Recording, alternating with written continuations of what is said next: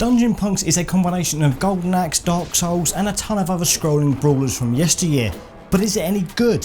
Find out in my review. First impressions are everything, and for the most part Dungeon Punks certainly does offer up a good one. A side-scrolling brawler with JRPG mechanics wrapped up in a package of humour and lovely hand-drawn artwork. Now if you've ever played a brawler you know exactly what to do, and again if you've played Vanilla Ware's Dragon's Crown you're probably a little bit more familiar with what Dungeon Punks is trying to achieve. In between the swords and sorcery style of combat are some pretty cool mechanics that help to push the genre a little bit further than the arcade and 16-bit brawlers that we played in our youths. Each level is its own dungeon, complete with Zelda-style rooms and an ever-present map. You've got quests to be found and completed in between the usual tasks of getting from the start of the level to defeating the big bad at the end. And you're also part of a gigantic party that consists of tag teams, another of Dungeon Punk's excellent new additions. While only 3 player controlled characters can be on screen at once, of which you'll pick 3 from the 6 characters available at the start of the game, you'll later be able to hire the remaining 3 characters and be able to tag out, while from the beginning you'll also be able to swap between all 3 tag teams at will. These are essentially your lives. Once you lose all your party members and they all die, not only will you have to start that level from the beginning, but you'll also lose souls, which are gained from killing enemies and will also help raise your party's stats.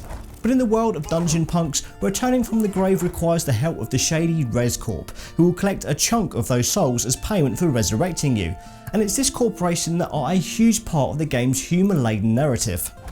Each of the 6 character classes have different abilities in terms of the magic that you can use and the equipment that can be assigned to each one, and each character has a devastating arsenal of moves and spells that can be activated with various different combinations of buttons and directions pressed at the same time. Spells use mana, and that's replenished by attacking enemies, while you've also got a shield block and also a different type of dodge move depending on the character you're playing as. It's a simple combat system, but it's likely that you'll quickly find a character and move that you'll just use repeatedly for the entirety of the game.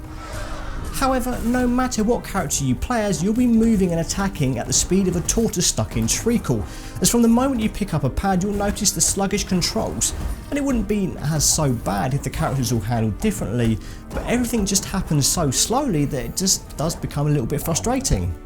Another qualm I do have with Dungeon Punks is the humour. Running through the entirety of the text-based narrative is a very modern tale of corporate greed in fantasy times, as well as the story of your own group of misfits that just can't seem to do right as hard as they try. But while the humour works to a certain extent, it doesn't quite seem to gel with the game's tone as a whole, and I would have preferred the game that just went all the way to be funny in its gameplay and not just the in-between level cutscenes. The JRPG stylings extend to the levelling up, and yes, that does include grinding. Each level has a recommended level range and you'll certainly need to level up to get past some of those tougher enemies. Plus, you've got loot in the form of money and better weapons or armour, and also a shop that can be visited in between levels to buy and sell items.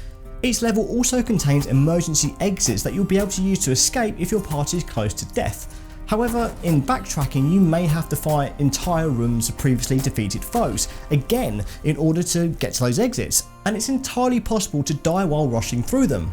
Granted, death isn't really much of a sticking point in the game, although you do lose a lot more souls upon death in the New Game Plus mode, but it can be a little frustrating to keep playing the same parts of levels until you're powerful enough to get to the end. The end of level bosses are also quite a letdown and can easily be felled by spamming magic attacks as well as the rage attack that is earned through collecting rage crystals. I actually defeated the final boss of the game in about 20 seconds, and I wasn't even that high a level, which was more than a little bit disappointing. But even with the flaws and the irritations, I was still compelled enough to reach the end of this game.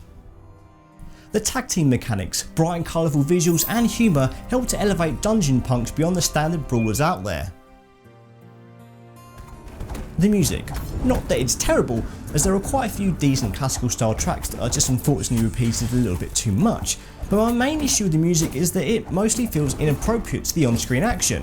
When I'm fighting a never-ending army of foes, I want something that pumps me up to fight, not a slow, calm piece that feels a bit more appropriate in a cutscene.